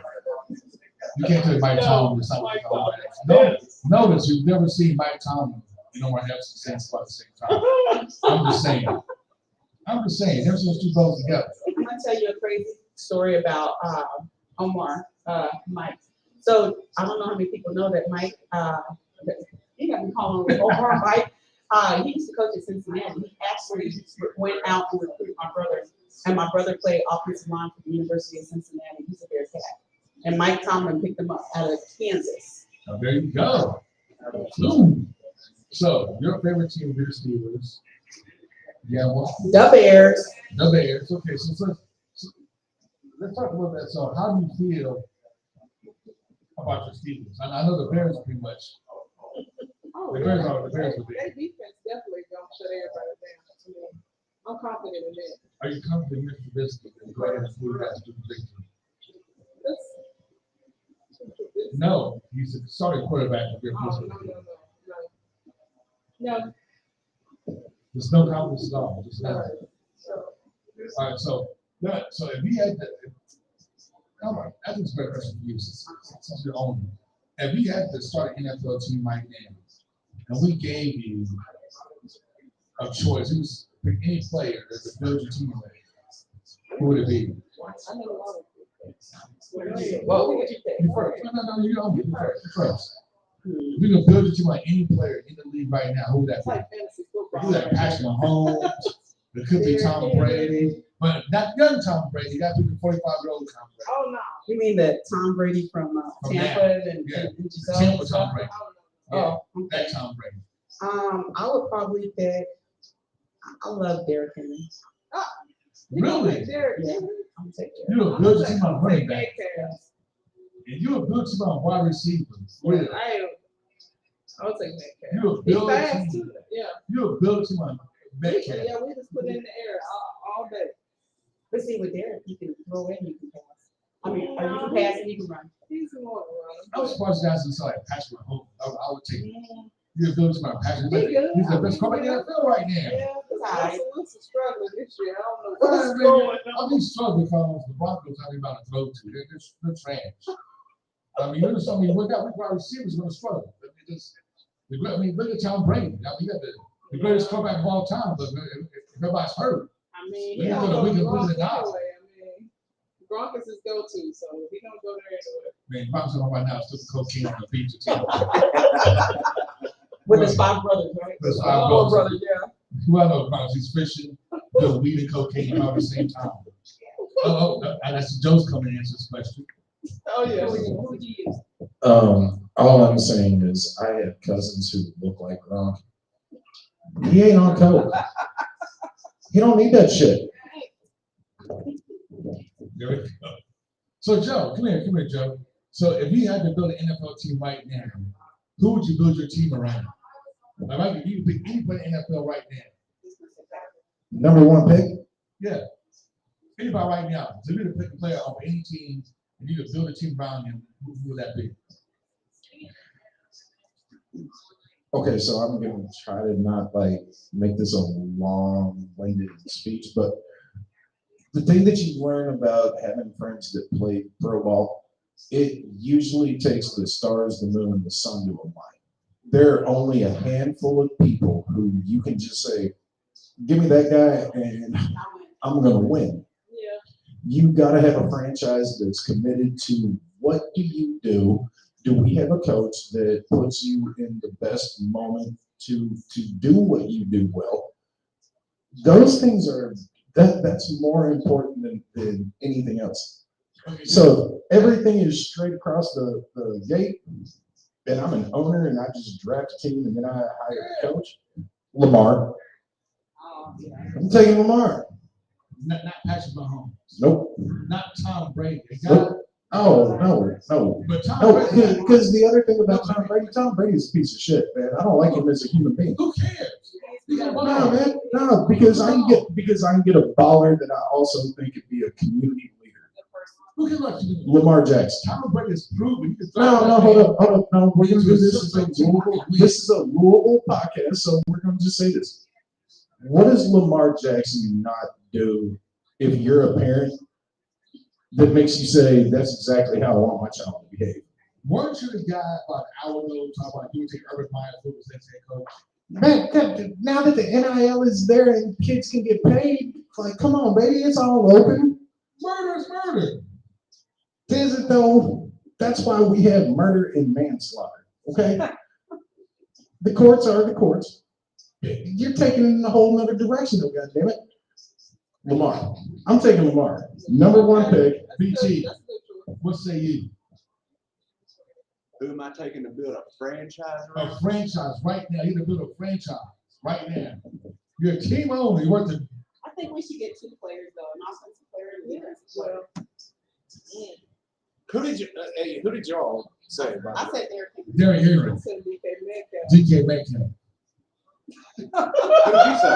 Y'all just picked the Who'd you say? physical freaks, huh? I Like said, those I dudes that didn't- show I didn't up and say you're that. like, Who'd you say? Jesus, don't make Why everybody. did you say Like, I would say somebody. all man is created equal except If us. I saw a franchise right now, I'll probably take Patrick. I knew that's what he That's, was cause saying. that's why he keeps trying to get us. Yeah. I'll take Patrick Mahomes and Lamar Jackson. Devontae Smith. Oh, Ooh. good one too now. Ooh, that's a good one right there. Uh-huh. That's what's up. How about your coach? Who will coach the team? I think that's a better, honestly, I think that's a better argument.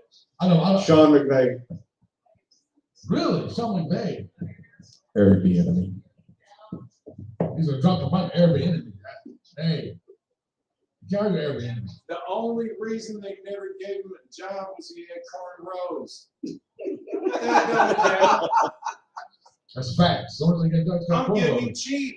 I'm getting him cheap. That's The guy facts. loves me because I would I'm take T Banks as my coach. Right now, T Banks be my coach. If you have a bus to the white meat, that'd be afraid. You cannot kiss up the guest on the As show. soon as you, but listen, as soon as you walk through the town, it'll be like, that champion bullshit. Why wouldn't It'll you be- take Sean McVay? It'll be He took busted to the white Jared meat. Goff to the Super Bowl. You didn't take Jared Goff to Super Bowl. But no, because I don't like the Rams. I don't like Jared Goff either. I don't like him because he has muscles that's better than me. Hell no. The owner, I'm not gonna coach that's better than me. Crazy?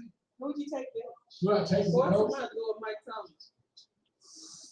I would take Mike Tomlin because he's the best coach in the NFL. I'm taking Mike Tomlin on in the, if you get to draft one coach to go into a back alley fight, Oh, I yeah. want Mike Tomlin. That's my handle business. Mike Tomlin always looks like somebody threw a beer bottle and yelled at N-bomb, and he's like, who did that?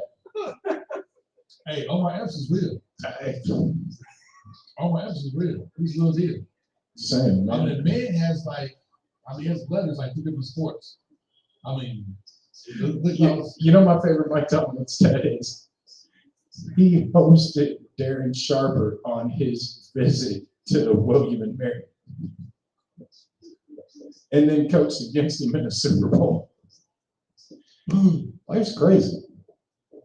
yeah, I can reach with Mike Tomlin. I mean, the man's consistent. He's a winner. I mean, the man over Mitch Trubisky, that's saying something. Not this year. No, he's not winning with Mr. Trubisky. He's not. He obviously almost got Mitch Trubisky. I mean, it's Mitch Trubisky. Hey, nobody can win Mitch Trubisky. Otherwise, he's in the NFL. Mike McCarthy won with Cooper Rush. How come no, he can't win with Mr. Trubisky? I'm gonna tell you right now, if Mitch Trubisky was black, he would never be in the NFL right now. He'd be a wide receiver. He'd be a tight end. He would be a tight end. But that dude's trash. And that dude, he was at UNC was trash. He was not good in Charlotte. What a draft dude. He was like 6'4", a tall, striking blonde hair dude with a semi-googly arm. He would never be. He's trash. Trash, I tell you. But Sean McVay is a good coach. He is. Yeah, I give it to you. He's a good coach. But so is Holmgren. Probably take the enemy. Or maybe what's that guy in Tampa, that offense coordinator? Byron Leftwich. Brian Leftwich. Tell me. Yeah, Brian Leftwich. Man. Let me think. Yeah. No, I'm going Myers. I'm going Myers. I like Omar. He's real. Now you're teaching him how Omar. Yeah. In the office. Omar, come here. He said, oh, I'm going all the time. He was like, hey, stop that. I can't help it. I never see until I see you guys together in a commercial or something. I know mine. yeah. That's what they say about Plies and Kirk Franklin. I know, right? They look the same. They do. Man, hey, you know what? Hey, I'm gonna perfect credit. Too small. You got some college muscles like on fleek. All them dudes would be like, I should say that down. I won't stop now. If I go too far. Yes, all them dudes. Is this the ramble part of the show? I'm rambling right now. Because Kirk Franklin has always been weak that needs an SWB. So you know who mine would be, right? Dude. Tony Dungy. Tony Dungy. Hey, Tony. Tony's a good dude. Great coach. I like Great him. coach. That's us a guy with faith, family, and values. You know, we run a team right. We treat your players right. Just all around a good guy. He is. I wish he could win a Super Bowl with like he was still in Tampa because he built like a juggernaut down there. I don't think they gave him quite the time. They did. He set it up. Like with Mark Jackson with Golden State, he built the team and we let him go. He brought in Curry and Curry won a championship. But that was a team that was all built up by him. My man, Mark Jackson. We all won with stones, but I digress. That's what he made to set that go. So what wrap up here? The greatness it is. Game Day 502 at 21st in Germantowm, here in the heart of Schnitzelberg. They kind of no border to right there. On the corner of Shelby and Burnett. Right down the street from Emmanuel Stadium. Hey, next Saturday we're going to be here. Hope I convince them to bring out the whole team so you guys can see the whole team there. We'll do a panoramic view of the ladies. Hey, I want to get rowdy. We're in a bar. We can't get rowdy here. Where can we get rowdy? And here too. I mean, I want to put in here. I don't care. Let it happen. So before we go, Brian, I need to come back so you can talk a little bit about what you're doing, your podcast, all the business it is. Now look at my man Brian at Charlotte. My man beat cancer here this past year. I did actually. He did. He beat it. Matter of fact, my mom was having lung cancer surgery at the same time he was going through She was. She was, right? I was still like, what, 6 months before? Almost? He was. He was down in Tallahassee a lot. Yeah, I was. Yeah. So I cover the Louisville women's basketball team for StateLouisville.com, and I host the Off the Balls podcast on the State Louisville Podcast Network. And I am about to be hosting the Best Damn Wrestling podcast for Main Event Sports, which is why I'm in the Main Event family. That's right. Main Event family, baby. That's what we do. We incorporate everybody else. Take their best players. Continue. Anything else? No. This is going to play sports, right? Huh? The kids play sports. Yeah. Show them out. Tell everybody. Let's keep going. River City Rumble Special Olympics. We're the second place winner in the state softball tournament that I coach.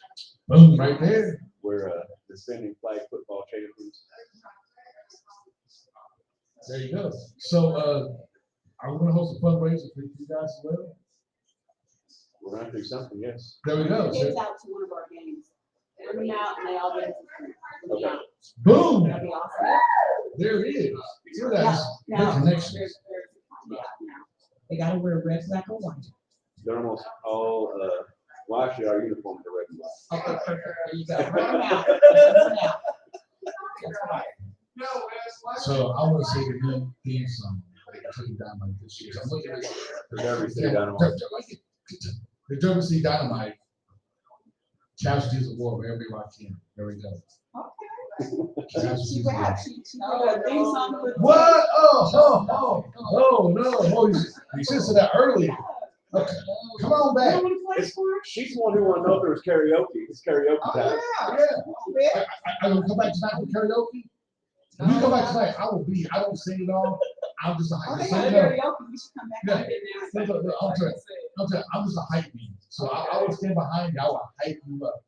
People think I will hype you up, and I will jump on the mic and I'd be like all the background stuff. I mean, I was like, throw your hands in the air and win like you just don't care and say, "Oh, that's me, right?" I get the crowd hyped up. I'm just both the verses. You come tonight? Sure. I would come pick you up. I would come, I would support you.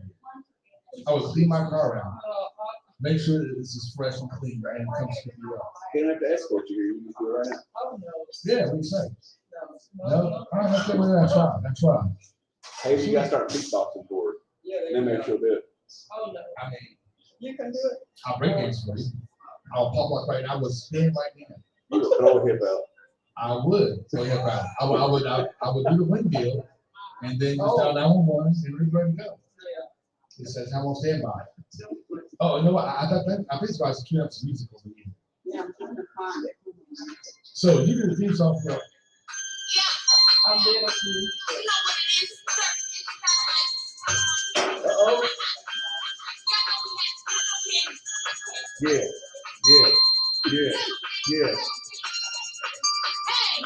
Hook 'em up.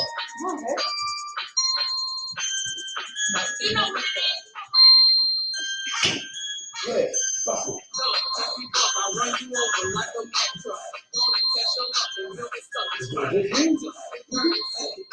Come on. What's the use right here? I'm like, come over here. Next Saturday, from 4 to 6, we're gonna get the Derby City Dynamite theme song performed live on Game Day 502 at 21st in Germantowm, 1481 South Shelby Street. Somebody has to do these reads right. I know, right? Because it's not me, apparently. It's apparently not me. I was in for content, apparently. First, oh, they're not like that. They're supposed to bite me. They're getting Brian Harson fired. Yeah.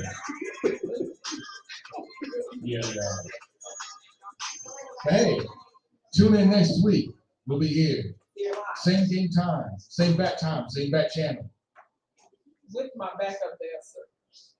We got backup dancers coming Getting the in. Derby City Dynamite theme song performed live with a backup dancer. Yeah, the other girls not. Wow. I say, but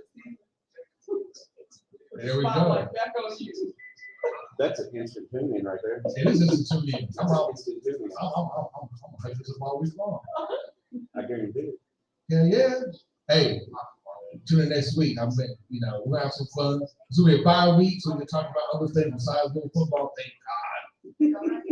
Talk about UK, maybe a little Western, maybe a K-State. I won't talk about you, You know what UK? No. You know somebody Clinton's in. This is NFL. You and Joe can talk about you, Dave. Man, come on, man. Look. You not hit on UK. They're balling. They're doing this supposed to. They should be over there. They pitched the game away. They lost last week. How they doing what they're supposed to? I How they mean, balling? We ain't talking about you, Dave. I'm not talking about you, Dave. Look, you can't hate them that much. Yeah. No, you can't. Yeah, I can. So just Yeah. because they own Satterfield doesn't mean that they hate you. Just because Satterfield did the Ned Flanders, I'm gonna stop. It makes me mad to say that. And every time they throw their guns down. Let me tell you something. So that's why I really started calling Satterfield Ned Flanders. When he complained about the L's Dam, he was Ned Flanders. I'm not saying Scott Satterfield is what we need here, but I'm still not gonna talk about UK. There, you got the most UK content you're ever missing on the show. Right, just now. That's the most UK content you're ever missing on the show. Oh, Cam. I hate him. I despise him. I hate him when he gets some ass. Why? Because I'm gonna get too vulgar now on this song. It's fine. It's fine. Wait. No, I'm not. Okay. No, I won't. I've hated him his whole career. I wish John Chaney would have choked him out in that press conference. You almost did. I wish he would have. I wish he got to him. This Calipari's a piece of shit. Wow. See, I like Calipari. I do. Because he's like a showman. And, He's a used car salesman. I mean, He's a fake Rick Pitino. I mean, like, Rick Pitino's good fellas. John Calipari's used car salesman. but here's the thing. I honestly, okay, so you never liked Calipari. I've never been a Pitino fan. I always thought it was a dick. I never really liked it, at all. I didn't like Rick Pitino. I didn't want him as our coach. But I still think he's better than Calipari. I think he's a better coach, but he's nowhere near as fun as Calipari. Calipari is fun. Why did he bring us in top recruiting classes and loses to St. Peter's? I mean, he could be the same guy brings in Marvin class and take 6 years off of coaching. I mean, Rick did take 6 years off of chilling. He didn't do shit until Calipari showed up. And he still had the same number of championships, the same number of years. All right, the same. Without the fun, I mean, like Rick's idea of fun was Rick won the same amount of championships with far less talented teams. He did, and far less fun. Because Rick's idea of having fun was the red and white game. But this dude was It's playing 15 seconds of Vincenzo. and that was fun. That was Rick. Potatoes. That was I funny. did fun. 15 seconds. I'm giving that better credit than that. That was at least 35 seconds to a minute. We cut them short. We cut them short.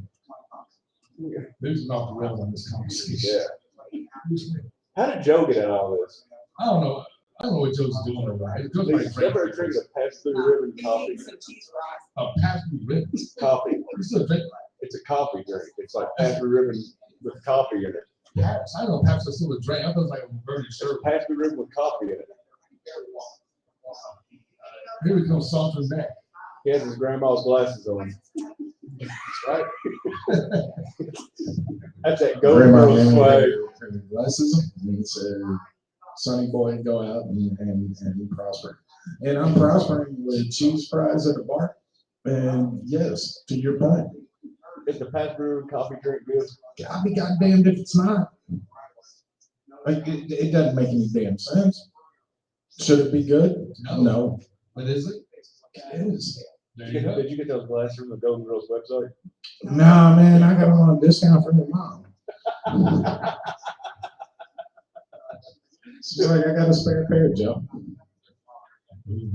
Hey, you know what? Tune in next week, Joe. Did you hit the I gotta put my Top Gun on. in broadcast? Hey, check guys out next week. You know our buddies are performing a live version of the WC Dynamite theme song right here with the Ace Backup Dancer in effect. At 21st in Germantowm, 1481 South Shelby Street, next Saturday, 4 to 6. Be there.